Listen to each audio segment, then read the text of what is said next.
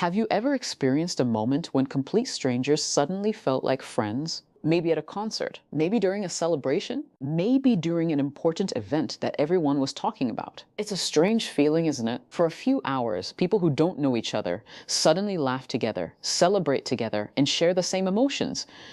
And honestly, I think that's something beautiful. Because in today's world, we spend so much time focused on our differences.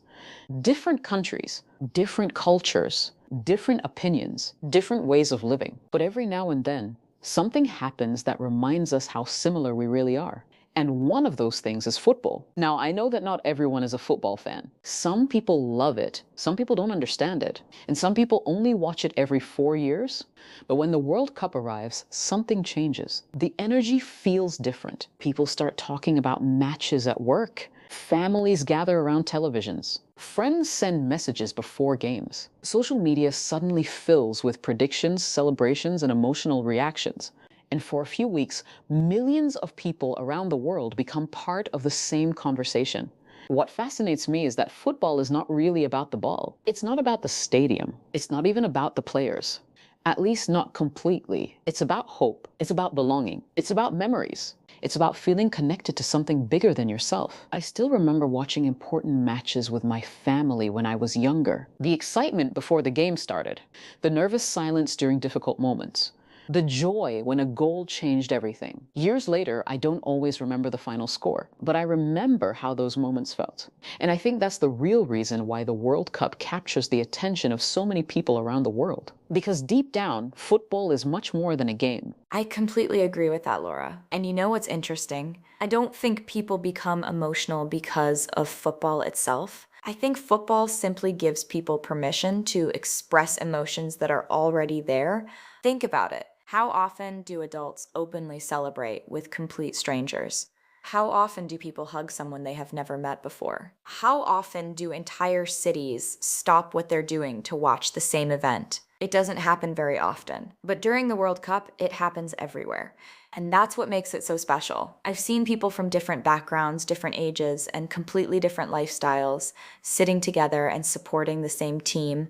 For 90 minutes, none of those differences seem to matter. Everyone is focused on the same dream. Everyone is hoping for the same result. And there is something very powerful about that. I also think the World Cup creates memories that stay with us for years. Sometimes people remember exactly where they were when their country won an important match. They remember who they watched it with, what they were wearing, what they felt. The emotions become connected to the memory. And that's why those moments are so difficult to forget. Even people who are not passionate football fans often become interested during the World Cup, not because they suddenly love the sport, but because they want to be part of the experience. They want to share the excitement. They want to feel connected to the people around them. And honestly, I think that's something we all need from time to time. We live in a world where many people feel isolated. Many people spend hours looking at screens instead of interacting with others.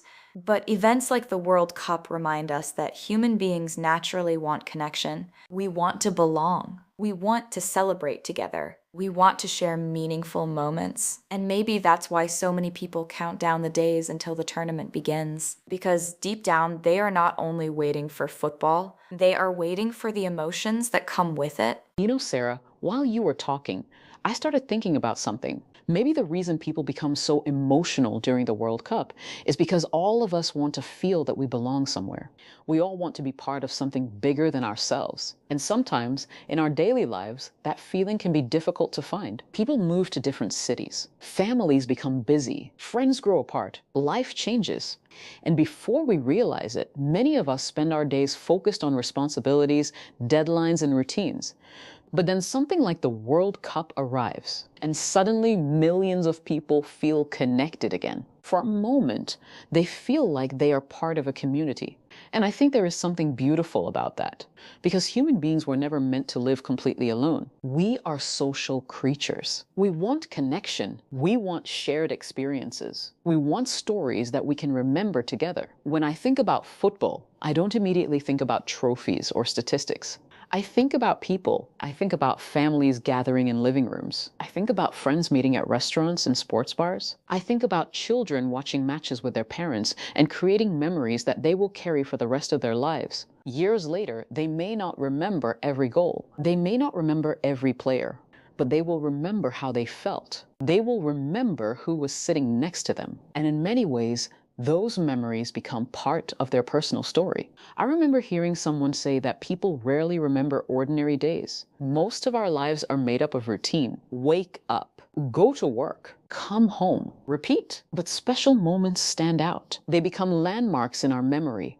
And the World Cup creates those moments. People remember unexpected victories, last-minute goals, emotional celebrations, heartbreaking defeats.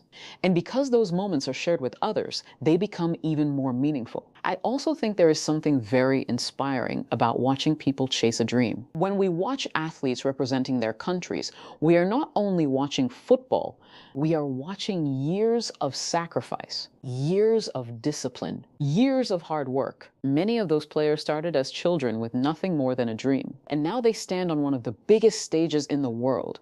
I think that inspires people because deep down, everyone has a dream. Maybe not a football dream, maybe it's a business, a career, a family, a personal goal. But we all know what it feels like to hope for something. And when we see someone pursuing their dream with everything they have, part of us connects with that journey. Part of us thinks, maybe I can do that too. Maybe that's another reason why football creates such strong emotions. It reminds us of ambition. It reminds us of perseverance. It reminds us that extraordinary things can happen. And honestly, I think that's what people fall in love with. Not just the game itself, but the stories, the dreams, the memories, the sense of belonging, and the feeling that for a few weeks, the entire world is sharing the same emotional experience. I love what you said, Laura, especially the part about belonging. Because when I think about some of my favorite football memories, I realize that many of them have very little to do with the actual match. What I remember most is the people. I remember watching games with family members. I remember conversations before kickoff. I remember the excitement, the predictions, and even the arguments about which team would win. Sometimes those moments lasted longer in my memory than the match itself. And I think that's because football creates opportunities for connection. For example, there are people who may not have much in common. Different ages, different careers, different personalities, different backgrounds. Yet somehow, when they sit down to watch a match together, they suddenly have something to share, something to talk about, something to experience together. And in today's world, that feels increasingly rare. Many people spend more time communicating through screens than face to face. Many people feel disconnected from their communities. Some people even feel lonely while being surrounded by others. But events like the World Cup seem to break those barriers. For a little while, people come together, and I think there is real value in that. Another thing I find fascinating is how football can connect generations. A grandfather can watch a match with his grandson. A mother can watch with her daughter. Friends who haven't spoken in months suddenly start messaging each other again. Entire families gather in the same room, and for a few hours, everyone shares the same emotional journey. The same hopes, the same frustrations, the same excitement, and those moments become stories. Stories that people tell years later. They say things like, "Do you remember where we were when that goal happened? Do you remember that incredible match? Do you remember how everyone reacted?" The memory becomes larger than the event itself. And I think that's one of the reasons why people love sports. Not only football, sports in general, because they create emotional experiences that we can share with others. They give us stories.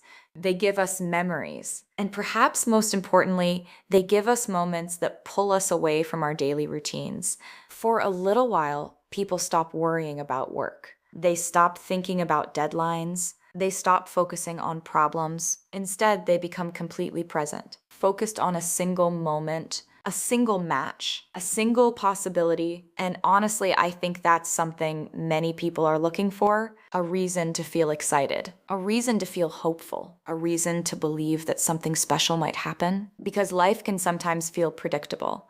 But football reminds us that surprises are possible. An underdog can win. A team can come back from behind. A player can create a moment that nobody expected. And maybe that's why millions of people continue watching year after year. Not because they know what will happen, but because they don't. Because every match carries the possibility of something unforgettable.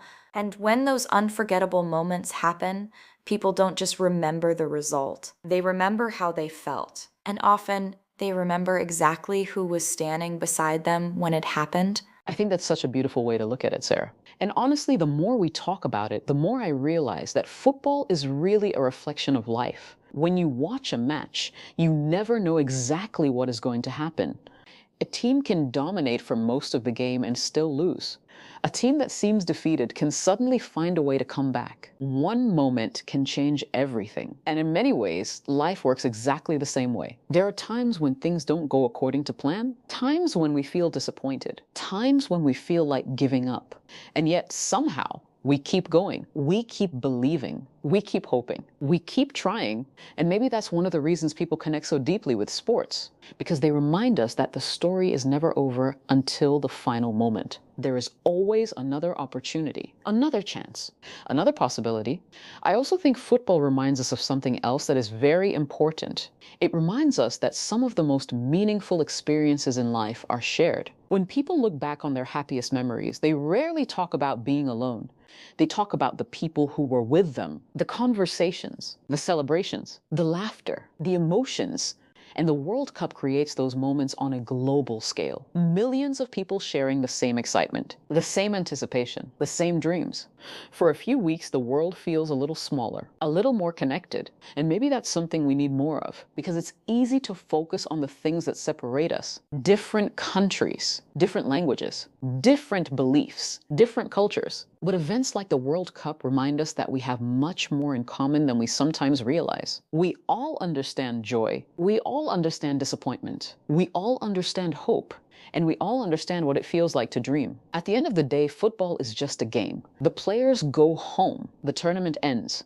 A champion is crowned, and life continues. But the emotions remain, the memories remain, the stories remain. Years from now, people may forget specific scores. They may forget certain statistics, but they will remember where they were, who they were with, and how they felt. And to me, that's what makes the World Cup so special. It's not only about football, it's about humanity.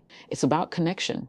It's about sharing moments that remind us that we're all part of something bigger than ourselves. And maybe that's why every 4 years, millions of people around the world come together once again, not just to watch a game, but to experience something unforgettable. I love that, Laura. And honestly, I think that's the perfect way to describe it. Because when people talk about football, they often talk about teams. They talk about players. They talk about championships and trophies. But when I listen to people share their favorite football memories, they rarely start with statistics. They start with stories. They talk about where they were, who they were with, how they felt. And I think that's very telling because it reminds us that the moments that stay with us are usually emotional moments, not factual ones. Years from now, most people won't remember every match they watched. They won't remember every score. They won't remember every detail, but they will remember the feeling, the excitement before a game.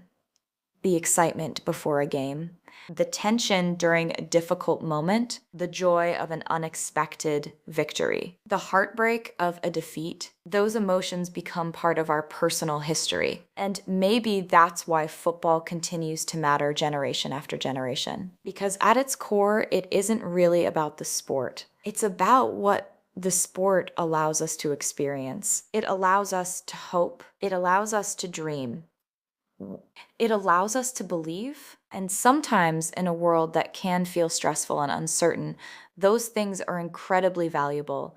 I also think football reminds us of something that we sometimes forget as adults, the importance of being fully present. When a match becomes exciting, nobody is thinking about emails. Nobody is thinking about tomorrow's meeting. Nobody is thinking about their to-do list. For a little while, they are completely focused on the moment. And maybe that's one of the greatest gifts that sports can give us. The opportunity to be present, to feel something deeply, to share an experience with other people, and to remember that life is happening right now. Not yesterday, not tomorrow. Right now. I think that's beautiful.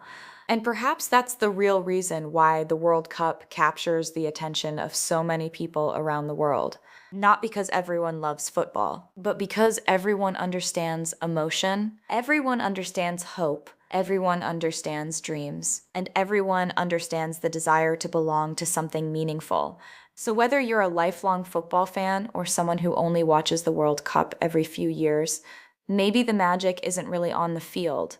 Maybe the magic is in the way it brings people together, the way it creates memories, the way it inspires conversations, and the way it reminds us that despite our differences, we are all capable of sharing the same emotions. And honestly, I think that's something worth celebrating. Thank you so much for listening. We'll see you next time on Speak English Naturally. Take care, everyone.